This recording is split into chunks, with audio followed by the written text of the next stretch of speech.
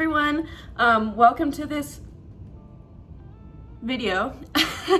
I just got back from the dentist. When I was there, I was like, oh my god, they're gonna be so mad at me. Like, they're all gonna get together and be huddling and talking and being like, oh my god, that girl's teeth were so bad. She's such a terrible person. We hope she explodes. That didn't happen. So I have good news and bad news. The good news is that I have no cavities and that my enamel looks great, to use their words. The bad news though is that this reinforces the idea that it's okay for me to sometimes, if I've had a really good day, give myself not having to brush my teeth as a reward. Yeah, I know, I'm 24 and I know that's bad, I know that's wrong. I would love to tell you that I'm working on it, but I'm not really. Sometimes it's 10 p.m., you're in bed, you're so cozy, you wanna go to bed and it's like, fuck, I need to brush my teeth. Is it the end of the world if I wait until I have to go to the bathroom sometime in the night and then once I'm in there, I brush my teeth? Like, I'm still doing it most of the time, and guess what? My enamel is great. So here's what we're gonna do. You know that I'm about to go to town if I start writing about lesbianism in general. Oh, but one other thing is I do have a Substack, and I'll link that in the description because I've written so many lesbian thoughts. Like, I love to take it to a place of lesbianism. I really do. And so if you watch this video and you're like, oh, I kind of like it. If you watch my video and you're like that, you can also read my Substack if you're interested. So we're gonna get in today of how I realized I was a lesbian, not bisexual. Because here's the sugar. Here's the tea. Here's the tea, sugar. I came out as a lesbian when I was 20. And then when I was 22, I was like, I had a little bisexuality relapse. Lest you come for me for biphobia. I thought I was bisexual for a long time. And I have realized that while bisexuality is not an illness, and I don't want to imply that by saying I had a bisexuality relapse, bisexuality is not the place for me. It's not where I'm supposed to be. It's not where I feel comfortable. That's not my identity. Bisexuality to me, like trying to make myself fit into bisexuality was like trying to put on jeans that are like way too tight and they're not gonna fit, and then you finally get them on, but like if you squat or if you move at all, they're gonna rip and show hiney. Show tushy, show tuchus. It's not where I'm supposed to be. All love to bisexuals. I stand with the bisexual community. However, I am not bisexual, and for me, realizing I was a lesbian was like the biggest homecoming in the world.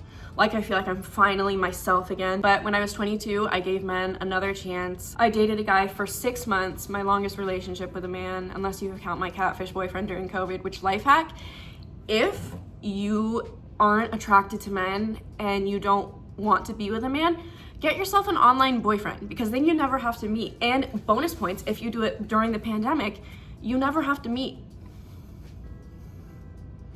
Get yourself a little e-boyfriend if you're struggling with your lesbianism. Obviously, I'm completely joking.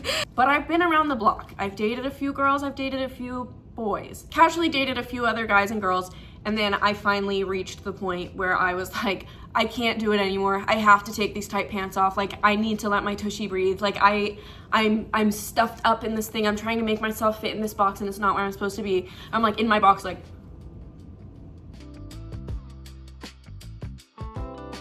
Okay, point number one. Being with men was tolerable. It just felt horrible. I wasn't always repulsed. I just didn't enjoy it, but I thought we were all just, quote, putting up with it. So that's not the case. So much of womanhood is centered around suffering. The woman is supposed to take care of everyone around her and put their needs first. She very rarely thinks about, what do I want? What do I need? Because she's so busy making sure everyone else is okay. And I feel like so much of what we expect women to do is centered around martyrdom and suffering. So pregnancy is suffering, periods are suffering. And so then you kind of just assume that however much you're suffering is the norm, and therefore not something you need to worry about. Because this is what I think about. It's like, obviously not all women get periods and not all women can have periods. So like, we're being trans inclusive. Know that. There is no space for TERFs on my channel, in my comments, anywhere. But the way I think about dating men is kind of like how I think about periods, where you're taught, you grow up and you're like, yeah, periods suck, they make you emotional, like your body hurts. And so then you just assume that however bad your period is normal. But then that keeps people who have things like endometriosis or vaginismus or like vulvodynia, whatever, from realizing that there's something seriously wrong with their body, because they just assumed that the amount of suffering they were going through is what everyone was going through. And so I feel like a core tenet of modern womanhood is suffering, and I don't want to suffer. And being with men was suffering for me. And I thought that that's what we were all doing. And this leads me to point 2, which is, I think, unfortunately, much of straight culture is about hating your partner. And this made things very confusing for me, because there's like marriage memes like, oh, I gotta get back to the old ball and chain, or like, oh, I hate my wife, blah, blah, blah. And then, but there's also a lot of young people and young women saying things like, I hate men, or like men are trash, and like that kind of rhetoric. But even women who are attracted to men will say those things, and will say like, men are trash, boys are the worst, I hate men, I'm decentering men, I'm like doing all this stuff. So I'm like, oh, all of us are trying to get away from men. And that kept me like, I just kind of thought part of relationships must just be suffering. And then when I would date women, I'd be like, oh, a relationship can feel good. And I thought not only was suffering part of relationships, I thought it was an essential part.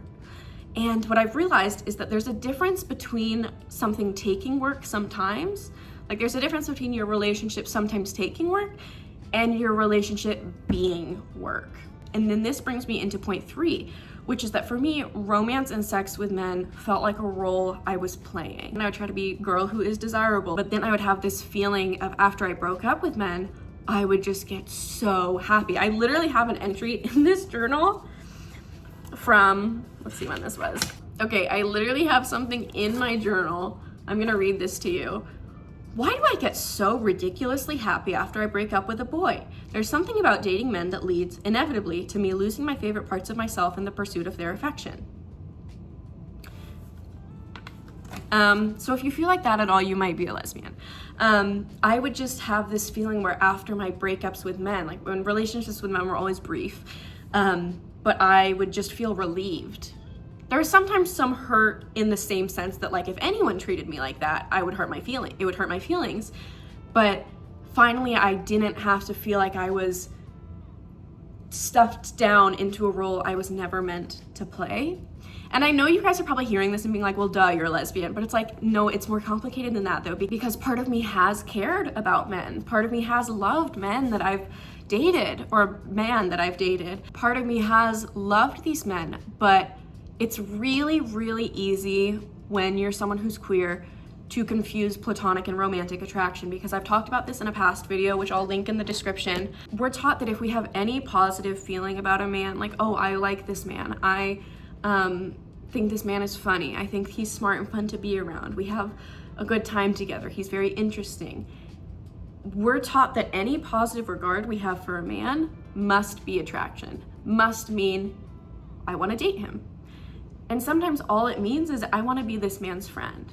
And you might be able to love him so well as a friend, but for me, I will never be able to give a man the full capacity of love that I'm capable of giving to a woman, because I don't feel it for the men. Another point was that I didn't like/want to hang out or talk that often when I was dating men. And I thought I was just really emotionally mature because everyone talks about like, oh, detachment, decenterment, like focus on yourself. But I was like so detached to the point that I didn't want to see this person. And I was just like, oh, we're just so evolved. I'm just so evolved that I don't want to be with my partner all the time. I don't need to be talking to them all day. I don't need to see them more than once or twice a week.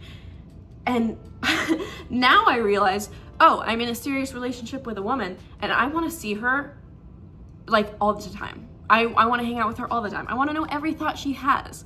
I want to do everything with her. And another thing is I always thought if I ever get married, I always thought for a long time, if I ever get married, it's going to be to a woman. and I would be with men thinking in my head, I can't wait until this part of my life is over and I can only be with women. And then I realized I was the only person forcing myself to still try to make it work with men. But, you know, I'll get to this in a second, but people love to try to talk you out of being a lesbian. I would say, oh yeah, like I, thought I was a lesbian for a long time, and men would be like, well, you were probably just traumatized because you have trauma from men, so it probably made you think you were a lesbian. Or when I would be trying to figure out my sexuality, I'd have guys say to me, well, maybe you just haven't met the right guy yet. And it's like, okay, maybe I'll keep trying. I'll even date a man who's queer, and maybe that can bridge the gap of separation that I feel between me and men. But I realized no matter how amazing a man is, a man could be the best man in the entire world, and for me that will still never be enough because he's a man and I'm a lesbian, and it's not fair to me and it's not fair to other people to be in a relationship with them when you know you can't give them the kind of love that they deserve and what they're looking for. And I don't want to talk bad about any person that I've dated, man or woman, anyone in between. The people I've dated have been by and large great, wonderful, kind, sweet. Everyone has their moments, everyone's imperfect, I'm imperfect too. And so when I talk about being with men and wishing I was with women, it's not because the man was terrible, it's because I am not the person for them. It's because I am not someone who can give a man the same level of depth and love that I can give a woman. Like, I felt more for my girlfriend in 1 week than I felt for a man over the course of 6 months. And that's not because he was a bad guy, it's just because we weren't a match. And so that leads me to my next point, which is that when you're talking about compulsory heterosexuality, which I'm sure you know what it is, but if you don't, it's gonna change your life, and you should read the Lesbian Master Doc. I'll link a bunch of resources in the description, things I've written, things that other people have written that I found helpful, book recommendations, but just regarding really quickly compulsory heterosexuality, I think it's important to look at a few things. One of those is, do I like him or do I want him to like me? Because when you're a woman, desirability, your looks, and men's approval are capital. Like, for so much of modern civilization, if you were a woman and you wanted to have any rights, if you wanted to have a family, if you wanted to have a house, if you wanted to have, any kind of security, you needed to be with a man. And that's changing in some places, but it's also not in other places. And I think it's important to look at your relationship to men outside of that lens. Like, if I don't need a man to survive, if I don't have to be dating men, if I don't have to do this, do I really want to? Because I kind of felt like dating men was something that I had to do, and I'm the person that was making myself do it.